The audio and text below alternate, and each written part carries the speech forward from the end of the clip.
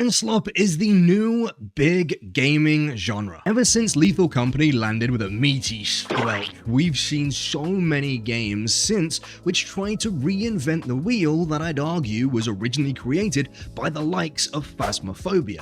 And while that has turned into a massive shit show, people love this genre. Well, apart from me. Besides Peak, I've pretty much bounced off all of them. This was until a friend of mine bought me a copy of Funnel Runners, and it's turned into one of the most terrifyingly unique and fun experiences I've ever clenched my asshole to. Releasing into early access on the 16th of July, Funnel Runners is the first game from Supernova Studios, and they came out swinging. It's an incredibly simple premise that makes this game instantly playable, and with lobby sizes of up to 8 people, it means that generally every friend group can fit. But there is one problem, which I'll tell you about a little bit later. First, let me explain how the game works. You play as a group of storm chasers, men and women with several screws loose who drive into storms to help map them for scientific research. And yes,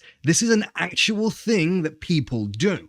Working for the Apex company, your truck has broken down in the path of a huge storm, and you need to repair it before the storm hits. You scavenge from the surrounding buildings to find items used to fix the broken parts of your van, which are all randomized each time you play.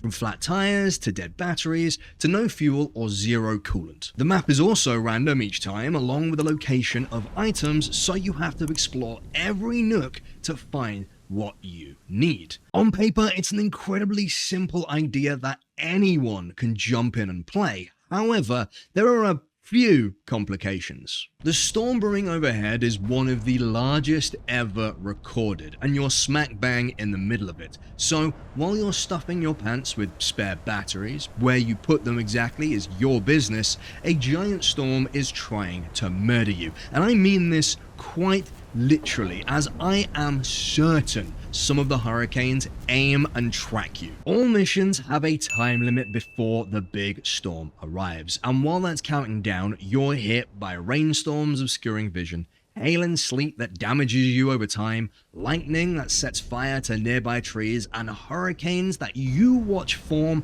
before they rip the roofs off buildings and threaten to suck you into them before tossing you like a rag doll across the map. The only true safe location on the map is your van, which is drilled into the ground to stop it from being destroyed. Speaking of which, your van is a little communication hub allowing one player to sit safe and dry as they watch the radar and use the radio to warn of any incoming storms. There's also a small vending machine which supplies you with resources to keep you ticking if you've got the coin to pay for it. A small problem, however, at least in my experience, is that the voice over IP kinda sucks ass. Now, this could be because it's a game in early access, or I failed to set it up correctly on my end, and it's by no means the big problem that I mentioned earlier, but it is a little bit annoying because it does add to the atmosphere. One thing that doesn't suck is the rest of the game sounds. You'll duck into a house to avoid the storm, and the lights will begin to flicker. The creaking, crunching sound of the building shifting rolls around you as the wind begins to pick up, and you look out the window to see the pillar of a hurricane heading right towards you. Next you know, the roof has been torn off and you're hanging on for dear life in hopes you don't end up orbital.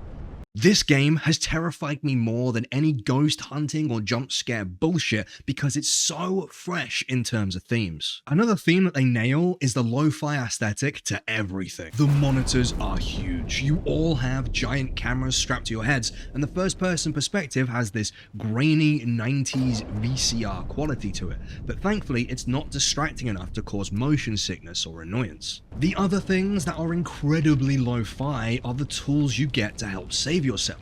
You need to keep dry? Grab an umbrella. Don't want to get hit by lightning? Here's a handheld lightning rod held together with duct tape. And don't forget the defib that's the size of a small house. All the tools work to make life a little easier, but with the incredibly limited inventory slots, you're constantly having to make decisions about what's more important, the spare tire you found or the crowbar to open the house next door, because if you're unlucky and a hurricane lands, that crowbar might not be there anymore. Thankfully, all mission sensitive items items can't be lost, so there's no chance of you getting soft locked. While I've spent most of this video glazing the shit out of this game, it's about time I got to the elephant in the room. That's the big issue that I mentioned at the start of the video.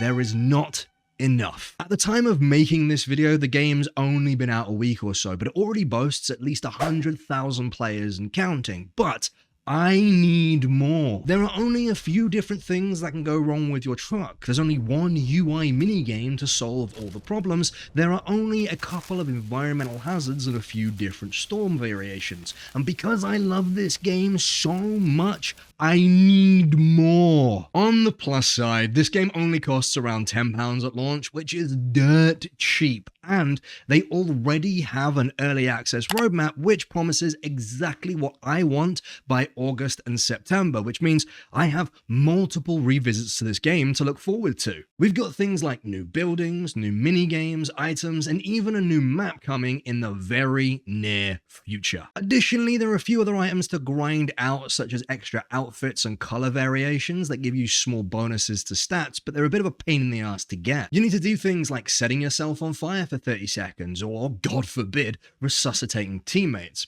Bastards shouldn't have died in the first place. I'm hoping they add more unlockables and maybe make the Apex coins you find into a cosmetic currency, so you can choose whether to spend them in-game or save them for new outfits or visual changes to the van, keeping the currency you extract with. Gives you a little bit of, do I buy the bandages or do I want to buy a new hat?